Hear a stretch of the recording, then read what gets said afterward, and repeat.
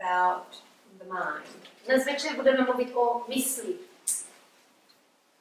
You may not think stress affects the mind, but that's where it is. A můžete si myslet, že stres neovlivňuje mysl, ale je tomu tak.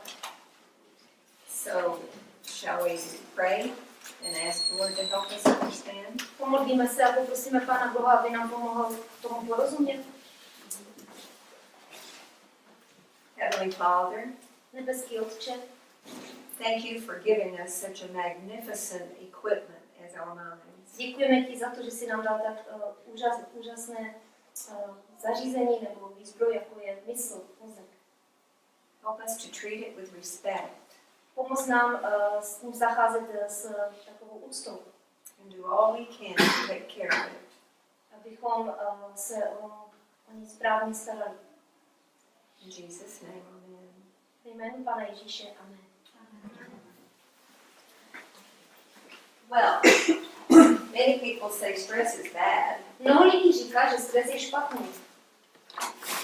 Is all stress bad? Je všechen stres špatný? When is stress not bad? Kdy není stres špatný? Prosím?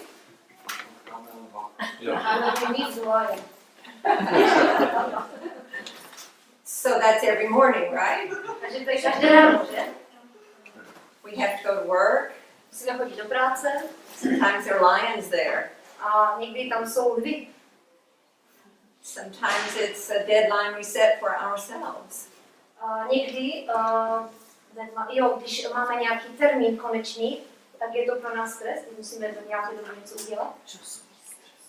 It's somewhat the same mechanism that gets us up out of bed and going in the morning. Funguje v nás nějaký mechanismus, který způsobuje, že vstaneme a jdeme ráno do práce. So they call that eustress. Takže to je takzvaný ústres. It's good for you. Ten je pro vás dobrý. Otherwise you might get bed sores just staying in bed. Jinak můžete prostě zůstat v posteli a vůbec nikam nejít. But of course the way we understand stress is when it goes over the line into bad stress.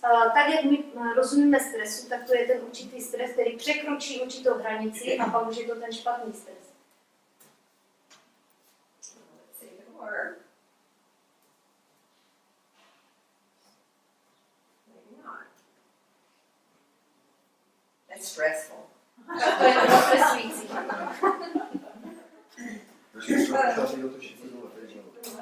Tady? Se podíváš na stěnu. Levý rok, Na levý rok. Tady, jo? Jo, myslím jako počítač.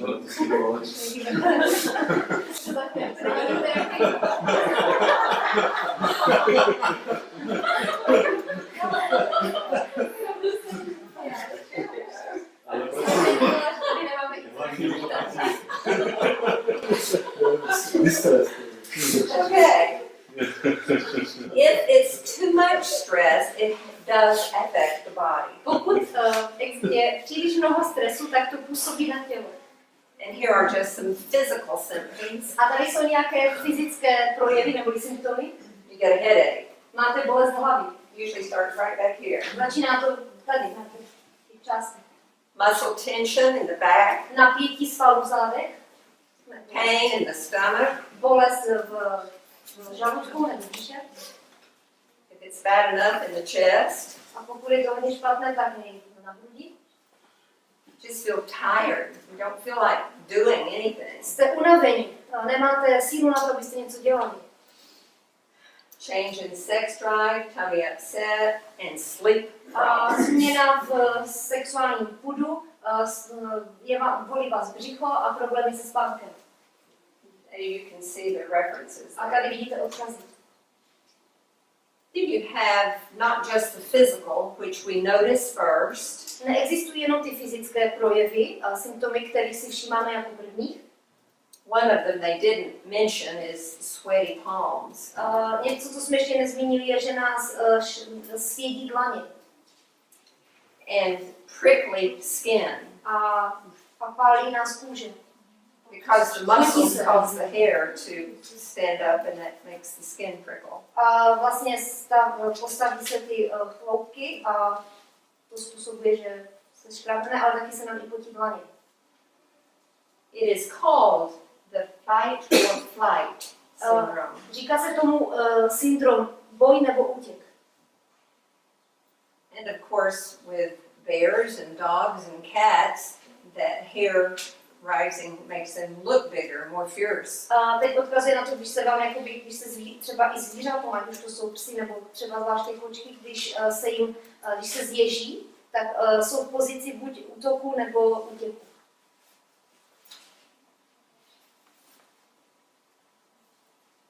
The effects of chronic stress is what we worry about. Normally, stress takes care of itself. V normálních případech se stresem se dá nějak jakože vyrovnat, ale pak existuje právě ten chronický stres. Mental health, which is my specialty, you see things like depression, anxiety. Mentální zdraví, což je taková moje specialita, tak způsobuje třeba depresi, taková úzkost a v podstatě dochází k narušení osobnosti. The personality disorder may be that someone who normally is very nice becomes angry. Tady u té změny chování dochází k tomu, že někdo, kdo je normálně milý, tak najednou se stane takový naštvaný, jo? Je takový podrážděný, nepříjemný. And as we have already discussed, that it can be one of the risk factors for cardiovascular disease. A jak už jsme si to řekli, tak to může být jedna z příčin, jedna z faktorů právě, která způsobuje kardiovaskulární nemoci. Your abnormal heart rhythms are not uncommon if you get under enough stress. Pokud máte hodně stresu, tak se může stát, že vám srdce nebije pravidelně. And even with sufficient stress, a person can have a heart attack. A pokud někdo má opravdu hodně stresu, tak může jít až k infarktu. Or a stroke. A nebo mrtvici. Do you remember a Bible story about someone that happened to? Pamatujete si z Bible příběh, komu se něco podobného stalo? Yes. Yes. Nabal? Nabal. Or Nabal, whatever. Nebo ty jsi říkal Nabal nebo Nabal? Małżonek Abigail. Yes. The husband of Abigail. Right. And you'll remember when told that David had been coming with all his men of war. Když mu bylo řečeno, že přichází David se všemi těmi válečnými muži, He was so shocked. byl tak vyšokován, He never said another word and died the next day. že už neřekl žádné slovo a dalšího dne zemřel. And he was perfectly happy the day before, right? A den předtím byl úžasně šťastný. In fact, too happy he got drunk. No, až moc šťastný, že on byl opilý. We know that many people, when they're under stress, either stop eating or eat not enough. Víme, že lidé, kteří jsou ve stresu, tak někteří přestanou jíst nebo nejedí dostatečně. Or they just eat and eat. Ale nebo naopak, opačně fakt, že jenom jedí a jedí. It makes them feel better for a little while. Na chvilinku to způsobuje, že se cítí lépe. And we know physiologically that is what carbohydrates will do, so they usually eat sweets. A to je právě to, k čemu dochází, že jedí hodně sladkostí. It gives you a feeling of euphoria for a brief Protože period of time. když třeba jíte cukry, karbohydraty, tak se cítíte dobře. To způsobuje, že se člověk cítí dobře. So there really is a physiological reason sometimes for people overeating of sweets. Takže k tomu existuje fyziologický důvod, proč se lidé cítí dobře, když se přejídají sladkosti. We need to find better ways though, because we just get bigger when we do that. Ale musíme najít lepší způsob, protože v jiném případě člověk přibírá. It's not the healthiest way to handle stress. A není to zrovna ten nejlepší způsob a nejzdravější, jak se vypořádat se stresem. And you'll see that there are a number of other things. Problems with menstrual periods, again, as we mentioned, sexual dysfunction, skin and hair problems, acne, psoriasis. A tady vidíte další ty projevy toho chronického stresu, jako třeba obezita, pak tam je sexuální dysfunkce, problémy s kůží a vlasy. A ještě něco říkala, co jsem zapomněla? One of the most noticeable ones can be stomach problems. Jedna z takových projevů, které do nejvíce pozná, to jsou problémy se žaludkem. And that's because of the cortisol that stops the digestive process. A to je kvůli kortizolu, který způsobuje zastaví se zažívací proces. Because we're either going to have to climb a tree or run. A protože jakoby to tělo je připravené na to, aby uteklo a vyšplhalo na strom. To get out of trouble. Aby se zbavil trochu problémů. And we don't need to be digesting our food at that time. A v té době nepotřebujeme, aby jakoby trávící ústrojí fungovalo intenzivně. So this is one of the reasons that people who are under a lot of stress frequently have stomach problems. Takže to je jeden z důvodů, proč právě lidé, kteří mají příliš mnoho stresu, tak často mají zažívací problémy. So let's talk a little bit about the physiology of it, the way this body operates. Jdeme trošku na fyziologii, jak funguje tělo. In your brain you have a tiny little organ called the hypothalamus. V mozku máte takový maličký orgán, kterému říkáme hypotalamus. And it rings a bell when you're under stress. Když jste ve stresu, tak jakoby zvoní na poplach. They call it an alarm system, but I'm a teacher. It rings a bell. Jsem učitel, takže je to takové zvonění zvonkem. So this combination of nerve and hormonal signals makes your adrenal glands secrete hormones. Takže ta kombinace nervových a hormonálních signálů jakoby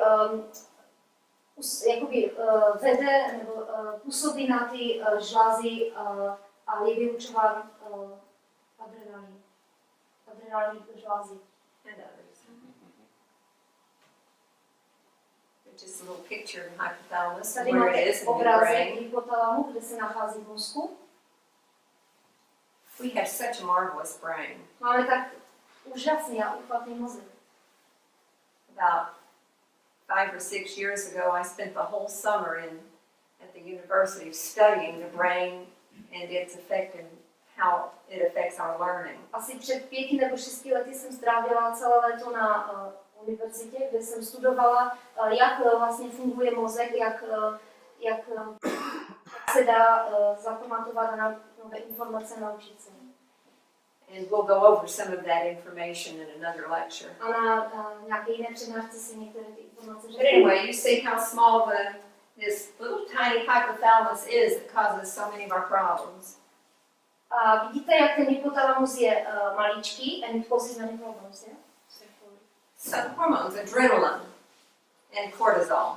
Takže ten kortizol a adrenalin, Remember that we talked about it affecting the heart. pamatujete si, že působí, stress. když jsme ve stresu, tak působí na srdce.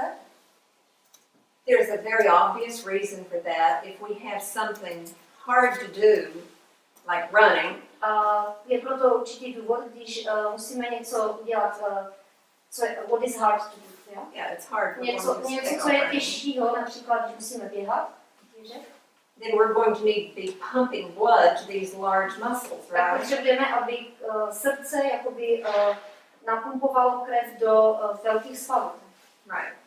And so it increases the blood pressure, Takže se zvýší krevní tlak, the heart rate, to srdce začne tlouct. and it boosts the energy supplies A faster. prostě to srdce jakoby tím, jak bije rychleji, tak je nám větší energie, přísun větší energie. So all of that helps us to be able to run faster if the dog's chasing us or Takže to všechno způsobuje, že dokážeme běžet rychleji, když nás třeba honí pes. of course you only have two legs and it has 4. A my máme jenom 2 nohy a pes má 4. But you hope. Ale doufáte, že skutečně. Then you have cortisol, which is your primary stress hormone. Pak máte kortizol, který je takovým primárním stresovým hormonem. And it increases the sugars, which is your energy supply. It's like putting gasoline in. A on v podstatě zvyšuje cukry, glukózu v krevním řečišti. A this increases your brain's alertness. to zvyšuje vaši takovou pohotovost, aktivitu mozku. So that initially you can think faster. Takže v podstatě můžete najednou myslet rychleji. To find a hiding place or whatever. Abyste našli nějaké útočiště, nebo místo, kde se můžete schovat. Or of course to handle the problem, whatever the problem may be. A nebo abyste si dokázali poradit s tím problémem, ať už je jakýkoliv. Short-term stress is not bad. Víte, krátkodobý stres není špatný.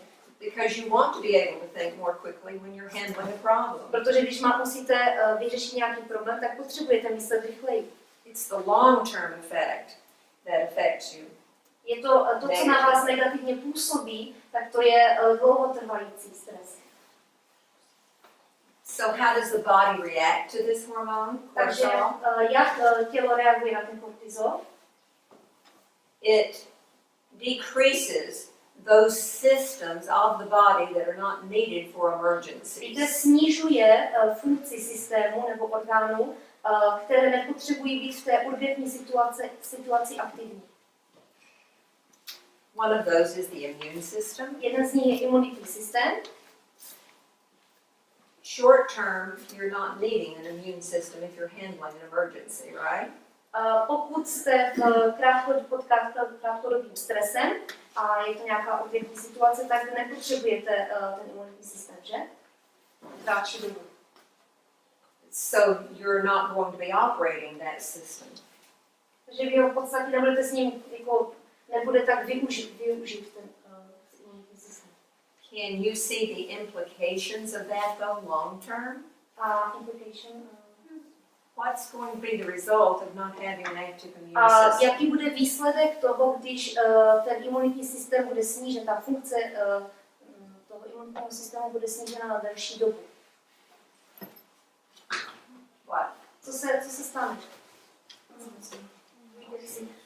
Okay, you're more likely to get sick. Ano, vy máte větší sklon tomu, že onemocníte. There are viruses around, there are bacteria around. Kolem jsou bakterie, viry. We have our own weaknesses that we've inherited with predispositions towards some type of disease. Také máme nějaké i slabiny, které jsme třeba zdědili v souvislosti k náchylnosti k nějakým nemocem. So that if we've not learned to manage our stress, then we're much more likely to get sick. Takže pokud se nenaučíme, jak reagovat nebo jak zacházet se stresem, tak je větší pravděpodobnost, že můžeme onemocnit. And of course, because it also decreases or stops the digestive system. A protože také snižuje nebo zastavuje trávicí systém. If you've just eaten something, you're in trouble. You're going to start having a stomachache. Pokud jste zrovna třeba něco snědli, tak po snězení můžete mít nějaké problémy nebo bolesti žaludku. In long term, what's going to happen? A co se stane, když je to dlouhotrvající? Když to trvá delší dobu.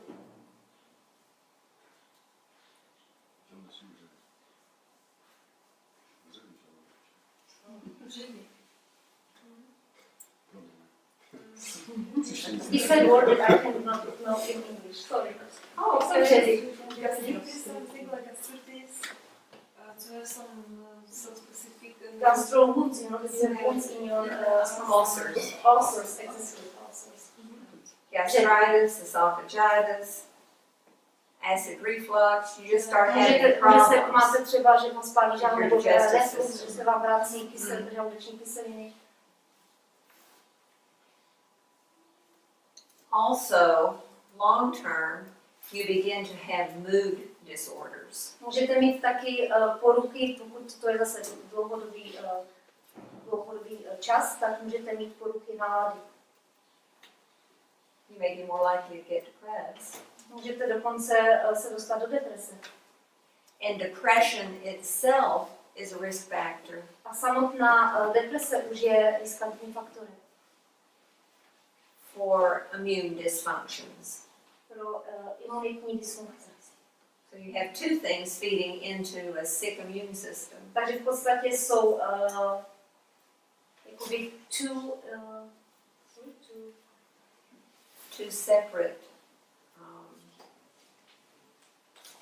Two separate mechanisms. takže jsou dva oddělené mechanismy, které negativně ovlivní ten imunitní systém.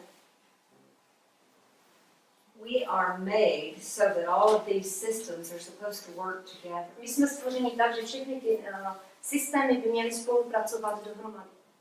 All of it under the control of the brain. A jsou pod vedením, pod kontrolou mozku.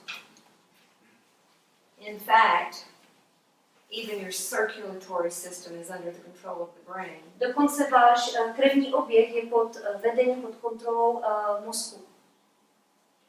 The heart pumps the blood, Srdce pumpuje krev, but the nervous system, which is the brain as its head, controls whether those vessels will contract or not. ale zase jestli ty cévy se jakoby přijímají tu krev a správně reagují, tak to je taky pod vedením mozku, pod vedením těch mozkových nervů. Have all of you had, since you've been here, some type of hydrotherapy? Jak jste tady, každý z vás měl nějaký typ vodoléčby? Pretty much everybody. All right.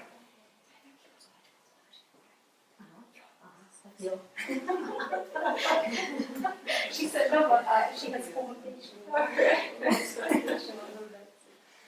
Hot and cold water. Studená a horká voda. If you tell yourself, if your brain is convincing you, Když si sami sobě řeknete, když váš mozek vás přesvědčuje o tom, this bath is not going to help me, tady ta koupel mi nepomůže, what can that little bit of water do? tak co ta voda udělá? It won't help. It won't help, Tak ona because your nepomůže. brain will refuse to let the circulation be contracting and Protože ten mozek odmítne to, aby vlastně ty krevní oběh nebo ty cévy, aby se stáhly nebo naopak, aby se rozšířily. so it won't do the good that it's supposed to do. Takže vám to neudělá tak dobře, jak by to mělo udělat. In your circulatory system, you have little white blood cells. V vašem krevním řečišti nebo oběhu máte bílé krvinky. They are not always circulating in the blood. Oni po celou dobu nekrouží v krvi. Sometimes they're just hanging around on the inside of the blood vessels. Někdy prostě jsou na nějakém místě uvnitř těch arterií. So this contraction of your blood vessel causes those white blood cells to break loose and go out looking for the bacteria or Kontrakce, to je germs. stahování. Stahování těch cév právě i způsobuje, nebo pomáhá k tomu, že jakoby ty buňky bílé tam někde cestují a soustředí se tam, kde je jejich zapotřebí. Že jim to pomáhá v tom testování.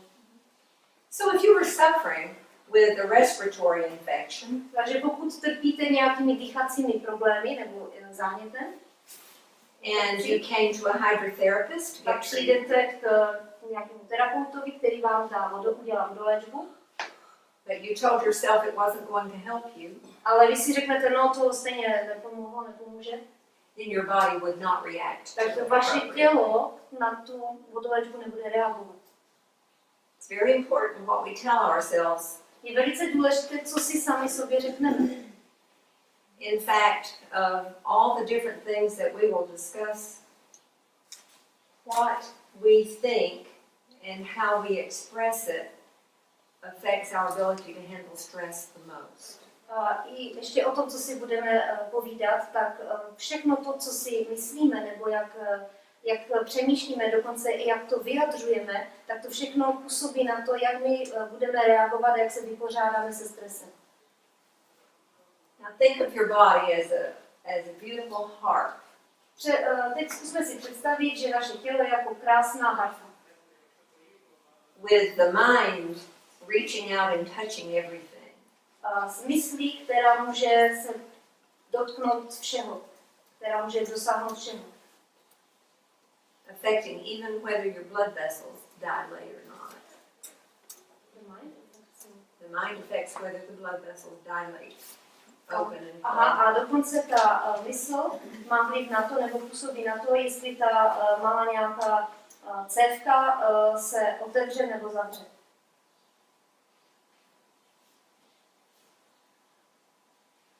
When we're in an emergency, Pokud jsme v nějaké situaci, která je náhla, nějaké, whether it's an office problem or the house is on fire, we react somewhat the same way. ať už to jsou problémy v kanceláři nebo na hoří dům, tak reagujeme nějakým způsobem. And that reaction needs to be brought under the control of our reasoning. A ta reakce musí být přivedena pod kontrolu našeho uvažování, našeho takového zdravého úsudku. Knowing that, we need to prepare our mind to take care of the body. Když to víme, tak musíme připravit naše tělo na to, naši mysl na to, aby se postarala o naše tělo. It's a wonderful structure. Je to úžasná struktura. The Bible says we are fearfully and wonderfully made. Bible říká, že jsme stvoření opravdu dokonale a krásně a perfektně. All you have to do is study one part of it to see how wonderful it is. Stačí, když budete jenom studovat jednu část, nebo tady ten prst a uvidíte, jak je to dokonale stvořeno. You can study the hand and all of the muscles and the tendons and the bones and how we can reach and A do. můžete i studovat třeba jenom dlaň nebo ruku, jak tam jsou ty svaly a všechno, jak je spolu propojené, abychom třeba mohli se něčeho dotknout. And under the control of the mind, it can be like a beautiful melody on a harp, A all pod harmonious. vedením mysli, v podstatě tou rukou můžete na té harfě zahrát krásnou melodii. But if we're not letting the mind be reasonable, if we're just reacting, Pokud nedovolíme, aby ta mysl reagovala tak jako moudře nebo s úsudkem, then we have discordant music. tak jo, a necháme to tu ruku jenom tak bez nějakého rozmýšlení, tak ta hudba bude, nebude melodická. And you know what that sounds like. A vy víte, jak to zní. Noise. Je to takový jenom hluk. And you might think of disease as being like noise in the body. A můžete si v podstatě tak představit, že ta nemoc to je takový krava v těle. Jo. All this saying you need to do something.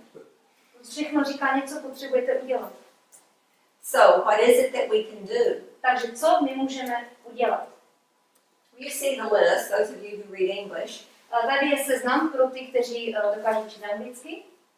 Those who don't, you've been hearing about it since you've been here. A vy, kteří nedokážete, tak jste určitě něco slyšeli, některé z nich jste slyšeli, jak jste tady.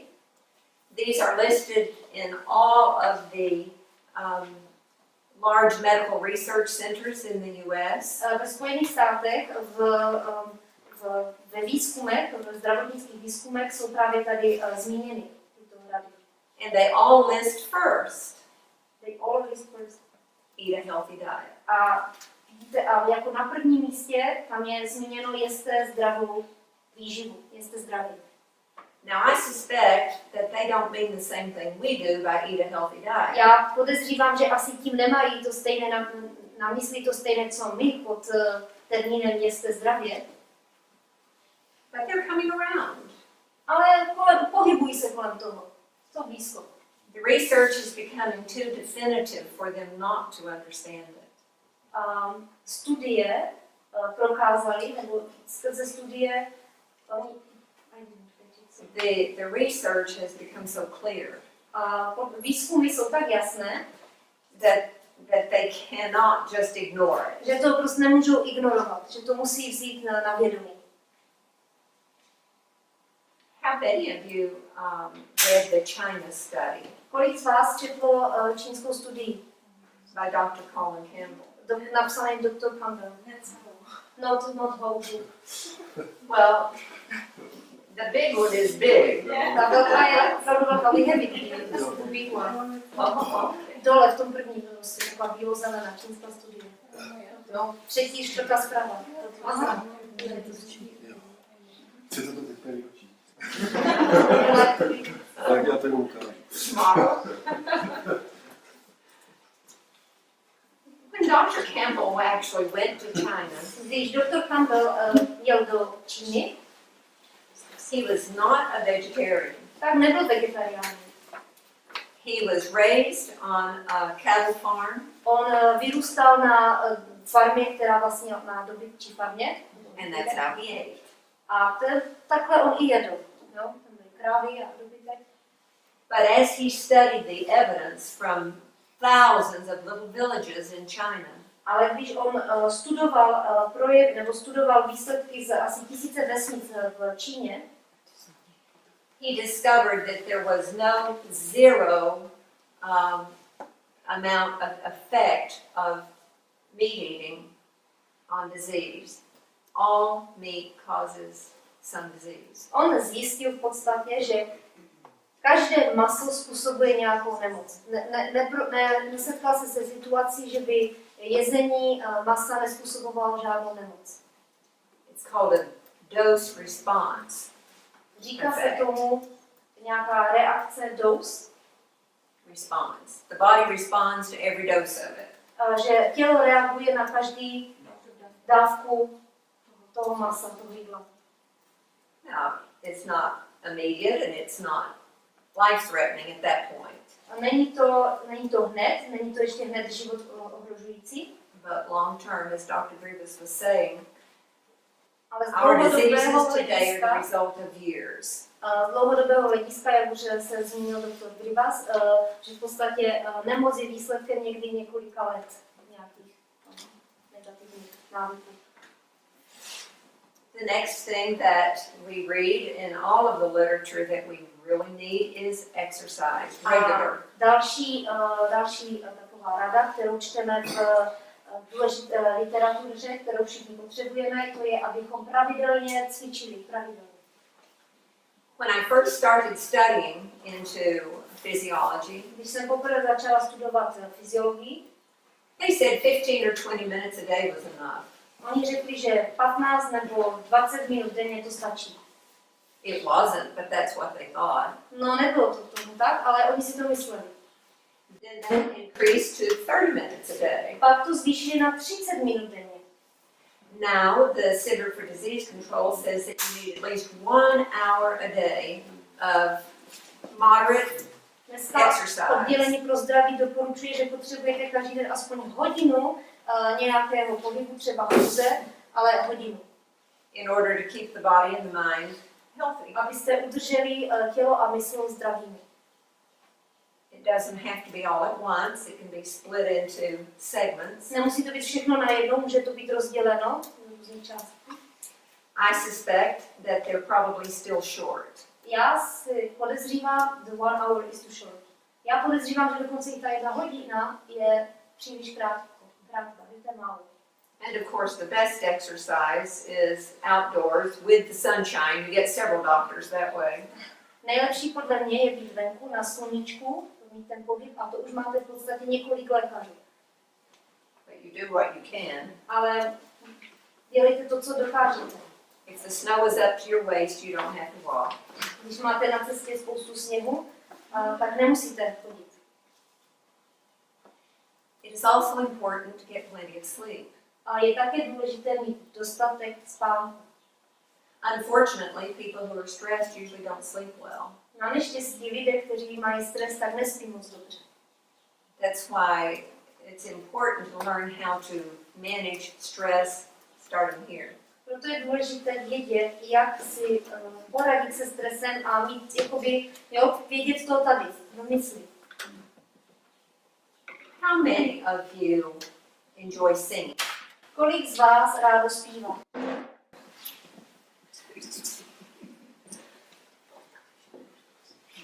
Have any of you actually taken voice lessons? Měli jste někdo z vás hodiny, jakoby, že by vás někdo učil hodiny zpěvu? Okay. Here and there. Here and there, a few. Takže tady, kteří z vás? Singing is a rather athletic event. Zpívání, It's athletic. je to atletická činnost, atletická disciplína. When you're deep breathing, Když se hluboce nadechnete, you're moving that diaphragm tak vlastně hýbete svou bránici, so that it will give you a foundation for the air that you are letting out in a controlled aby way. nám to dalo takový pevný základ, když vlastně dýcháte a když ten zvuk jde ven. One of the effects of that is to give you a feeling of well-being. A to je jedna z věcí, která vám pomáhá, abyste se dobře cítili. When I've taught smoking cessation classes, Když jsem vyučovala protikuřácký seminář, part of that class is to teach people how to breathe deeply. část toho semináře vede lidi k tomu, nebo učí je, jak hluboce dýchat. Because it gives you that same exhilarating effect that the first puff or two in a cigarette does. Protože to ve vás vlastně způsobuje takový podobný efekt, jako když se někdo poprvé natáhne, jakoby vtáhne cigaretový kouř. And it's much better for you. A je to pro vás mnohem lepší, než ta cigareta. Šlukne. Also, having a good massage A taky dobré je mít dobrá masáž, relieves stress. která vlastně uvolňuje stres. Sometimes in the office, Někdy v kanceláři someone says, I feel so stressed. někdo řekne, ale já se cítím stresovaný. And the good friend may just reach over and do a A little dobrý neck massage. přítel přijde kolem a dělá mu tu masáž. Nice. And that helps relieve the stress. A to pomáhá, jakoby, aby se ten stres uvolnil, jo? Uvolnění stresu. So everybody needs to do a little bit of massage to learn to help their friends. Takže každý by se měl naučit trošku udělat masáž, aby mohl pomoct svým přátelům.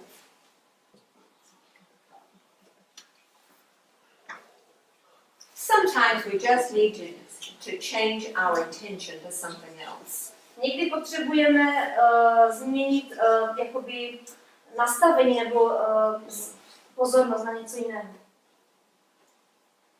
It could be reading a book for some, Může to být pro některé čtení knihy, or listening to good music. anebo poslouchání dobré hudby.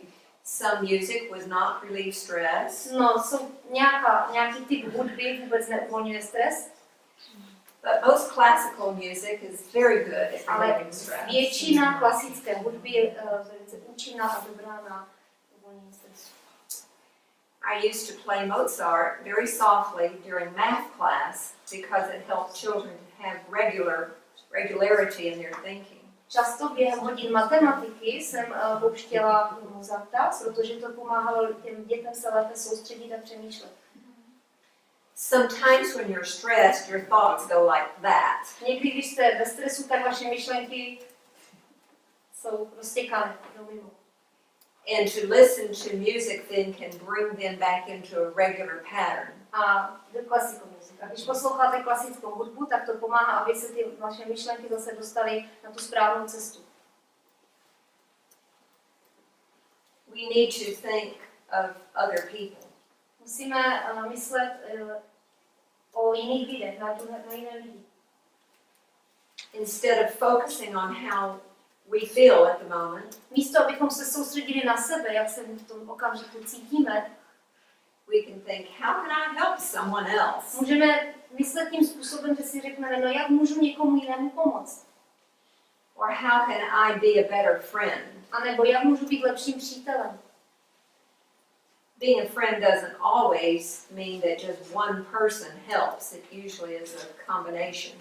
Být přítelem nebo kamarádem neznamená, že jenom jeden člověk pořád někomu pomáhá, ale je to taková kombinace. But it takes time to develop friendships. Ale to vyžaduje čas vyvinout nebo rozvinout přátelství. It activates parts of the mind that are giving. Aktivuje tu části mysli, které jsou nastavené, aby dávaly. It helps to cultivate a sense of humor. A také to pomáhá kultivování smyslu pro humor. You mean the friendship, yeah? Well, that helps too. You get along better with your friends if you're not too serious all the time. But if you have a sense of humor about yourself especially. Pokud má člověk takovou zdravou dávku humoru, anebo dokáže se i sám sobě zasmát, jo, tak to také pomáhá snížit stres. When you're younger, you get embarrassed more easily. Když jste mladší, tak je jednodušší, že se můžete dostat do takové té situace, kdy se cítíte jakoby trapně, jo, nebo že je něco takové sklíčující, nepříjemné. You don't want the other young people to think you're stupid. Nechcete, aby si ostatní mladí lidé vás mysleli, že jste hloupí. As though they never made mistakes. Jako by oni nikdy neudělali chybu a můžete se cítit v rozpacích. But a mature person should be able to say, all right, I made a mistake. Zralý jedinec by si měl říct, no jo, tak udělal jsem chybu. Jo? A nebýt z toho Try to look at the thing as not a life-threatening situation every time. A když se stane, že uděláme nějakou chybu, tak aby se člověk z toho nehroutil, aby to nebral jako nějakou život ohrožující událost. If you spill something, clean it up. Pokud se něco nepodaří nebo něco takzvaně zvoráte, tak se to snažte napravit. It's usually not going to be, earth-shattering if you spilled it. Pokud se něco rozlije, nebo se něco nepodaří, tak jakože to chci se nezboží. It's just one of the ways that we don't get so stressed is in trying to say, is this going to matter tomorrow or next week or a month from now? Pokud se něco takového třeba stane, tak je dobré si říct, no a ovlivní to nějak zítřek nebo nějakou dalekou budoucnost, bude ještě zítra výsledek toho, co se dneska stalo? The more likely it is to have long-term effects, the more we should think carefully what to do about it logically. When we make a mistake and it's going to have a long-term effect, we need to think reasonably about how to solve it. Pokud uděláme nějakou chybu a následkem té chyby následek chyby může být trošku déle trvající, tak bychom měli logicky uvažovat nad tím, jak to napravit, jak se s tím vypořádat. And then also along the same line of thinking about other people. A taky tím, jak myslíme na druhé lidi. Do things in your community. Dělejte věci ve společenství. If you can play the piano, find some place to play a piano with people. Pokud rádi hrajete na klavír, tak najděte někoho, kdo taky rád hraje na klavír. If there are those who are sick around you, go visit and read to them. Or pokud máte kolem sebe někoho, kdo je nemocný, tak je můžete navštívit a třeba jim něco přečíst. if you're good and strong, you can paint their house. Když jste silní a máte dost energie, tak můžete vymalovat dům. Mow a yard. Sorry? Or mow their yard. A nebo můžete sekat trávu. All kinds of things we can do to help somebody else. Je mnoho věcí, které můžeme udělat a pomoci svým blížním, přátelům. Now, this all started with foods. Takže to všechno, it's all started with foods. Všechno Yes, začalo that's at the top of the list of things to do to relieve stress. v podstatě na seznamu těch věcí, které uvolňují stres, na prvním místě bylo jídlo, takže to všechno začalo s tím jídlem.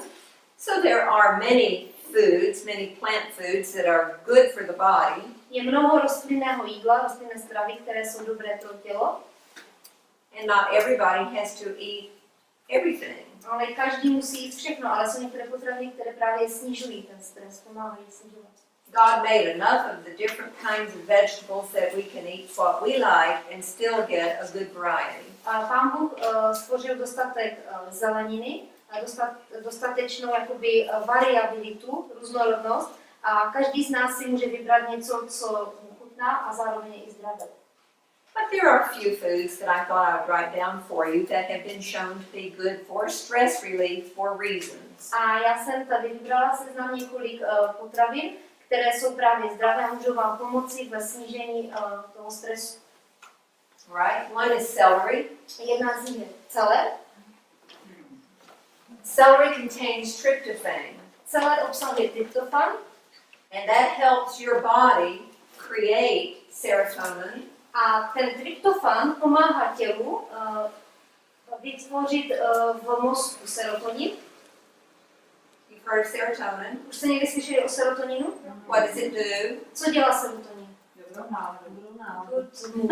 Good mood. Hormon štěstí. Okay. So, Hormon of happiness. yes. Ano. And it gives you good sleep. A zvláště, když dobře spíte. So, if you've been having Když spíte, tak se problems, vytváří. Jo? Že dobrý spánek, dobrý spánek. Aha. yes, that the serotonin helps us to be able to sleep better, and it is the feeling good. Serotonin nám pomáhá, abychom dobře spali a také abychom se dobře cítili. Maybe you don't like celery, Možná vám nechutná celé, so you can do more deep breathing. takže můžete hlouběji dýchat.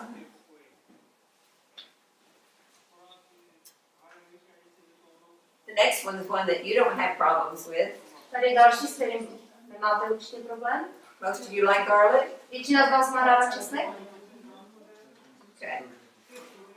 In some parts of the world, like in the US, for instance, garlic had a bad name for a long time.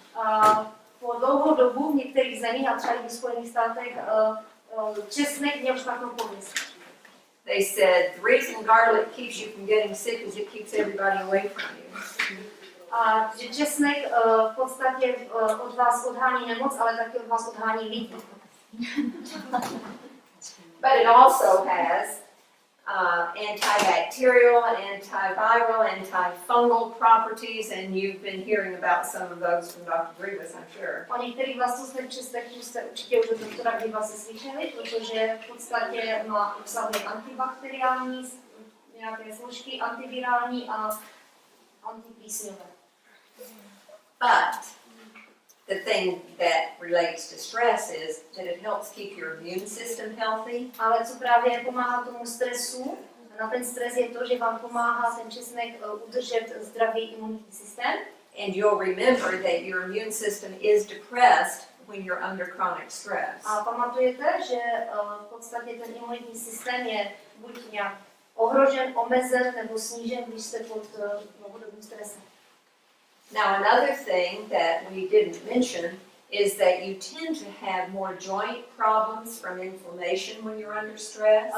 O čem jsme se ještě nezmínili je, že když prožíváte dlouhodobý stres, tak máte problémy buď s klouby nebo se šlachami.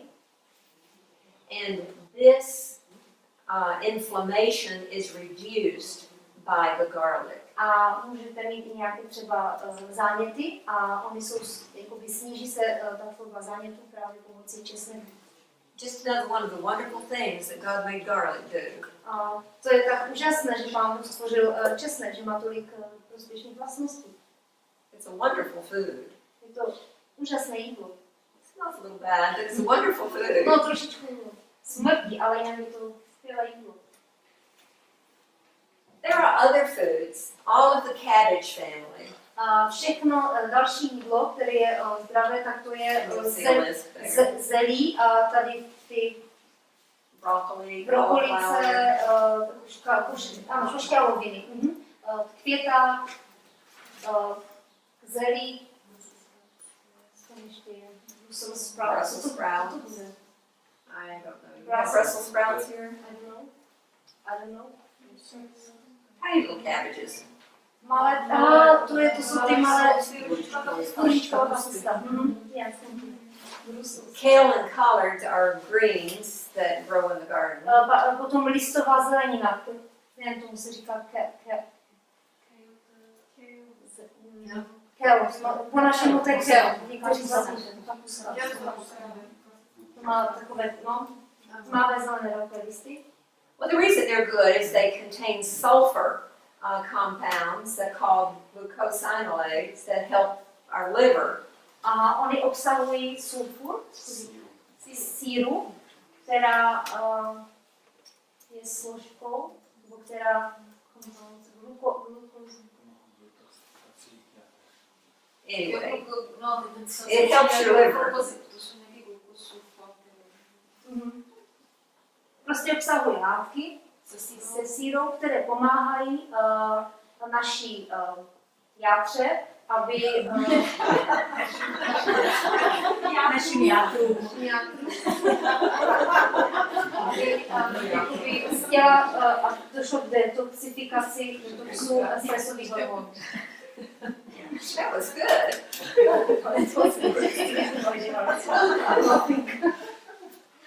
You made it through it though.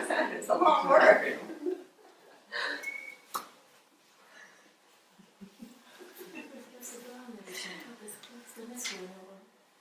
Chamomile. Teď to je heřmánek. Do you like chamomile tea? Máte rádi heřmánkový čaj? It's good for helping you go to sleep, Je dobrý na spánek. but it also raises the amino acid glycine. Ale taky zvyšuje kyselinu glycinovou, která pomáhá jakoby právě uklidnit ten stres. It increases the level of a substance that's called hypuric acid. Zvyšuje také hladinu z takové látky, která se jmenuje, to je jedno, jak se jmenuje, a pomáhá bojovat s zánětem. And it helps fight infections. A pomáhá také bojovat proti infekci. And you can see that if your immune system is not operating properly, you might get more infections. A pokud váš imunitní systém správně nefunguje, tak můžete dostat, jakoby jste náchylní k infekci. So if you realize that you're under more stress than usual, Takže pokud si uvědomujete, že jste vystaveni většímu stresu než obvykle, you can eat more garlic and drink more chamomile tea. můžete jíst více česneku a pít více heřmánkového čaje. They did a study, in fact there were 3 separate studies that came out in Japan a number of years ago. Před několika mnoha lety v Japonsku byly udělány 3 výzkumy. And after studying the stress reducing qualities of garlic, they recommended that people take garlic before they're going into stressful meetings. A doporučovali lidem, kteří ještě předtím, než jdou na nějaké stresující setkání, nebo než pokud si uvědomí, že budou vystaveni stresu, tak právě ten česnek, bylo prokázáno, že česnek opravdu pomáhá snižovat a více se vypořádat se stresem.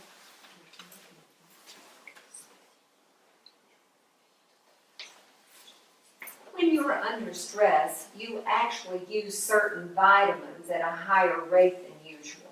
A když jste ve stresu, tak v podstatě to vaše tělo spotřebovává více vitaminů než normálně. Though nuts are a great source of the nutrients that you use at higher levels under stress. Ořechy jsou skvělým zdrojem právě těch živin, které právě jsou více spotřebovávány během stresu. A zvyšují, právě pomáhají zvyšovat ty vitaminy. We all know that B vitamins are called the nerve vitamins, right? My dobře víme, že vitamíny skupiny B jsou takzvané jakoby nervové vitamíny, že právě pomáhají jakoby chránit tu nervovou soustavu. And nuts are a good source of B vitamins. A právě ty ořechy jsou skvělým zdrojem těch vitaminů skupiny B. As well as zinc, Stejně tak jako zinek, magnesium, hořčík and the omega oils. a omega tuky. All of these are used up very quickly when you're under stress.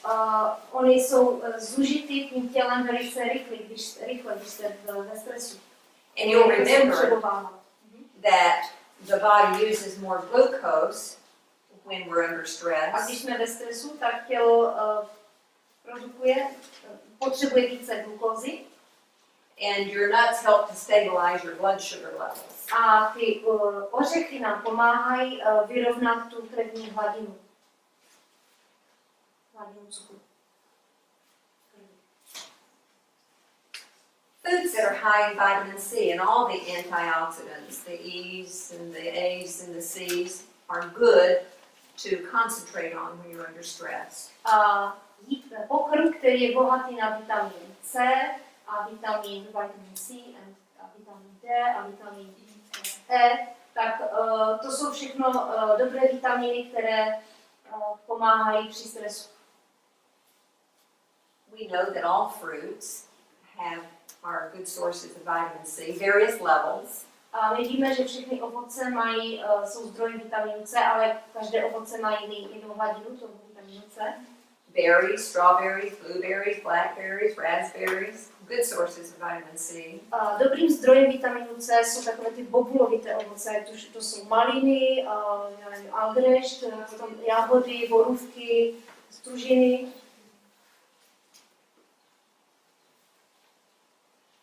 In addition to eating a good diet, what does exercise do to reduce stress? Takže kromě zdravého jídla, zdravé výživy, ještě je důležitý pohyb a co on způsobuje, nebo co se děje, aby pomohl snížit ten stres.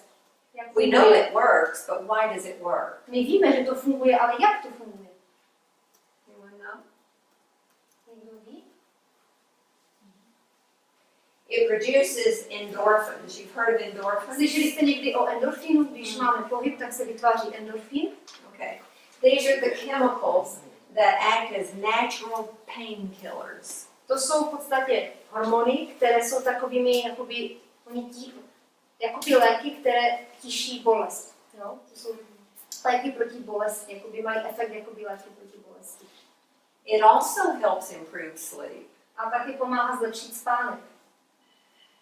Not really vigorous exercise, that doesn't help you sleep better. Víte, pokud to je příliš intenzivní pohyb, tak ten vám nepomůže, aby se vám lépe spalo. So it's a moderate Takový exercise. pohyb na takové střední úrovni, střídmé úrovni. And we talked about that deep breathing helping and the massage helping. They also produce endorphins. A také hluboké dýchání nebo masáže také pomáhají vytvářet ten endorfin. So, walk. Chůze. Walking is the best exercise. It calls into action all of the body. Pohyb je jeden z nejlepších druhů pohybu pro tělo. Chůze.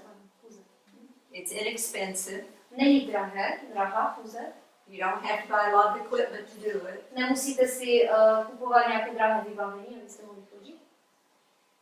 God is no respecter of persons. Pán Bůh nepřijímá podle záliby. Pán Bůh prostě každého bere stejně.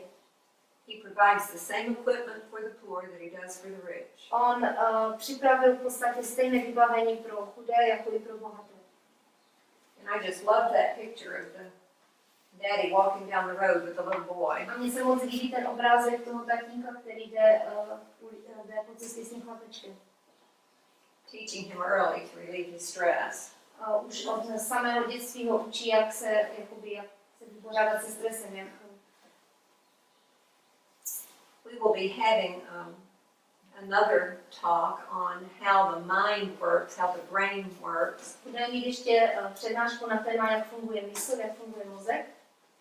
But it remains true that trusting that God really is in control is the most important thing we can do. Ale zůstává pravdou, že odevzdání Pánu Bohu všeho, že on všechno má pod svou mocí a všechno ve svých rukou, tak to je něco, co nám opravdu, co je nejefektivnější.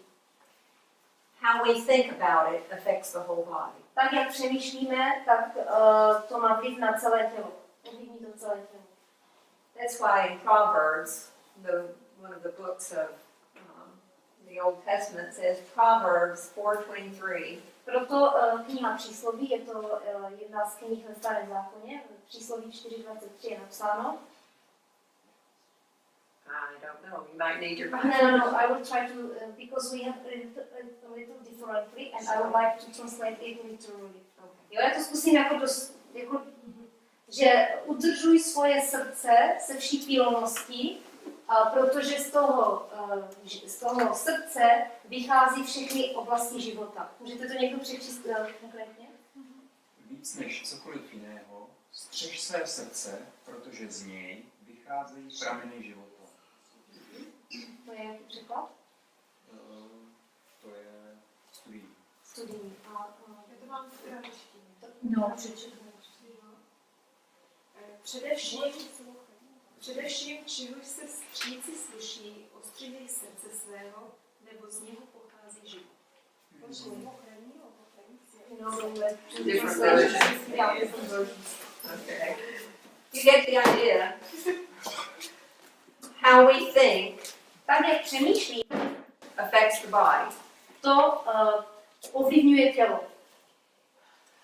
If you really believe Jestli skutečně věříte, that God cares what's going on with you, že Pán Bůh se stará o to, co se s vámi děje, and there's nothing that can happen that He can't bring something good from, a že Pán Bůh nemůže, a pokud věříte v to, že ať se stane cokoliv třeba i zlého, tak Pán Bůh z toho může učinit to dobré, then you can say, Father, fix it.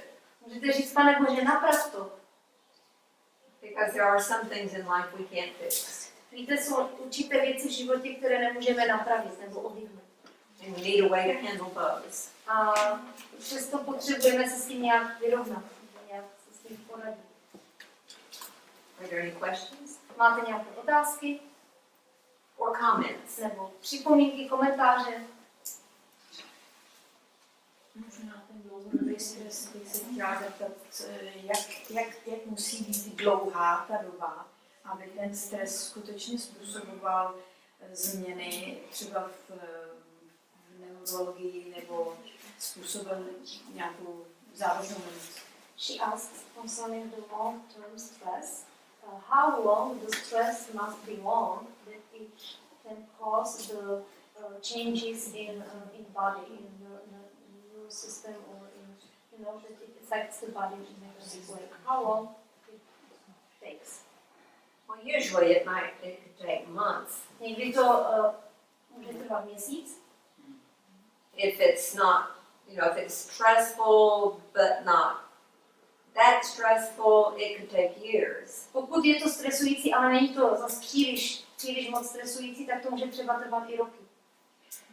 But it can only take, sometimes it may just be one very, very frightening incident. Ale někdy to může být velice stačí, že jeden nějaký hrozivý událost nebo incident a může to už obvinit tělo.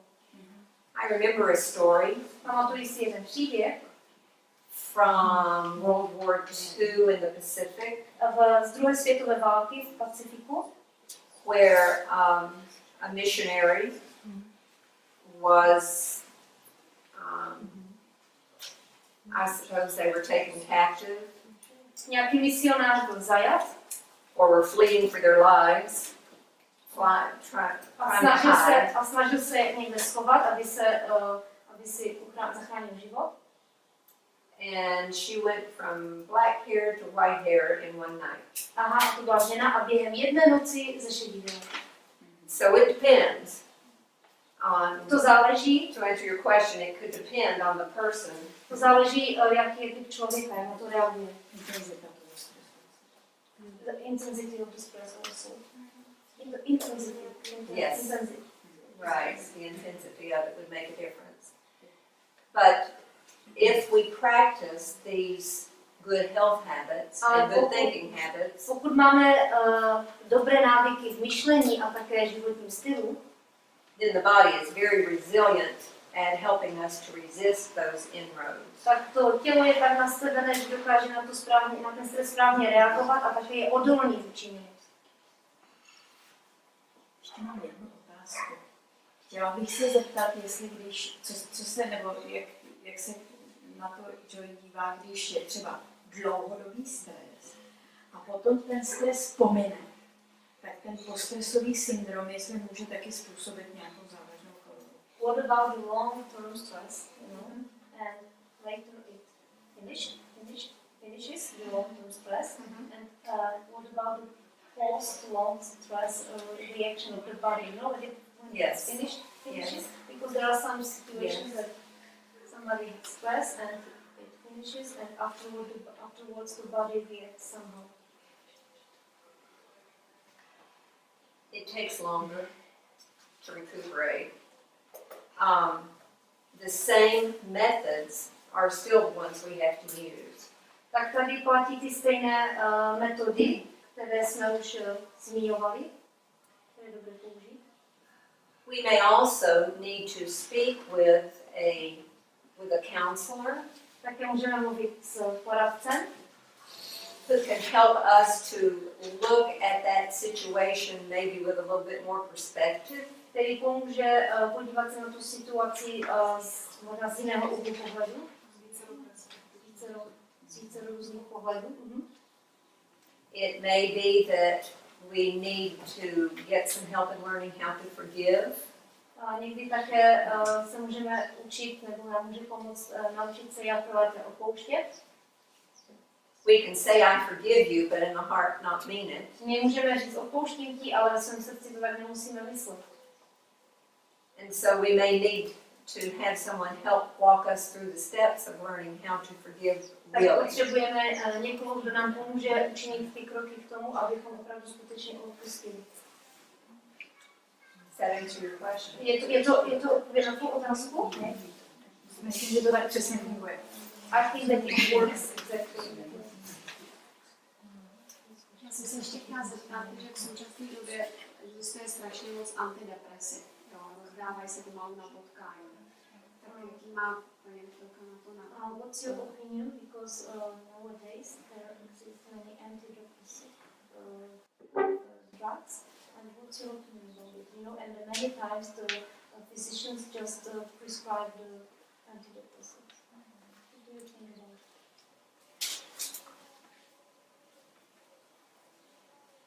Almost all drugs do have an immediate effect.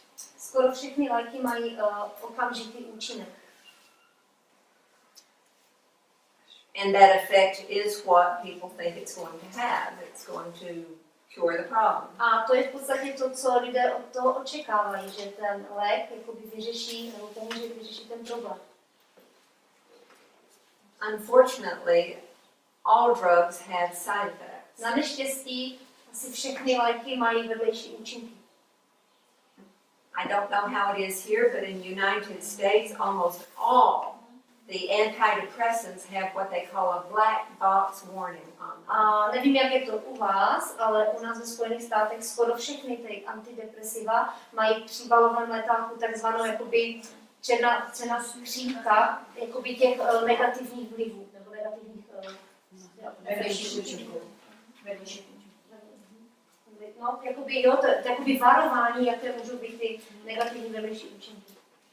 That warning says clearly this can cause suicidal thoughts. A na tom varování je napsáno, že ty léky můžou způsobit sebevražedné myšlenky. One of the side effects of antidepressants is depression. A jedna z vedlejších účinků těch antidepresiv je právě deprese.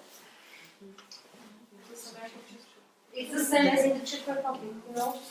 Oh, did they have that too? A taky. Yes, also there are the side effects. Yes. So the same thing that we've talked about stress is also a very effective against depression.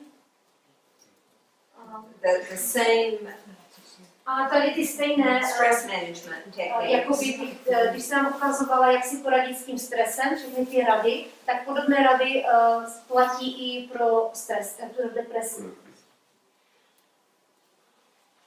With the addition of a person with depression actually needs more exercise than the rest of the population may. A zvláště lidé ať už se stresem nebo s depresí potřebují více pohybu než ti ostatní jedinci, kteří nemají ten problém.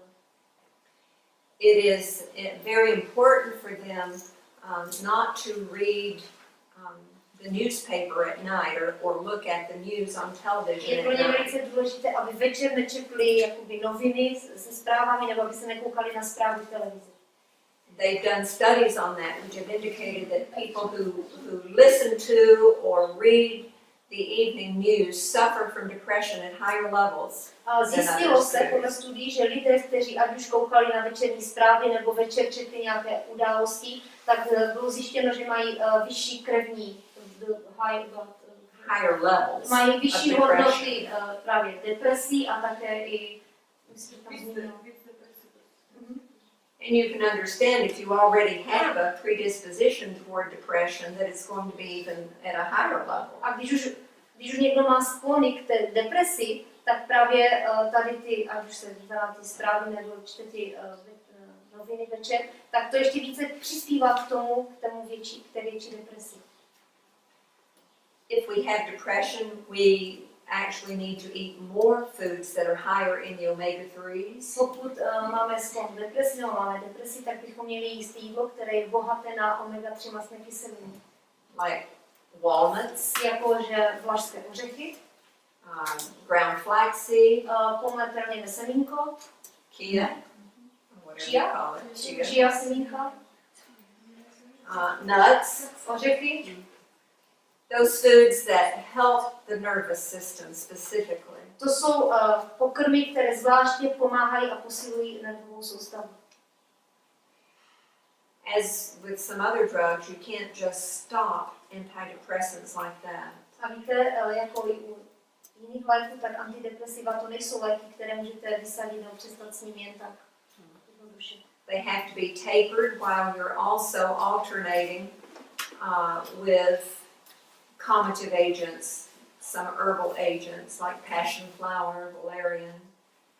Můžou být asi nahraženy přírodními bylinkami nebo léky, jako například mučenka and passion flower and the other was Valerian, kozlí lékařství.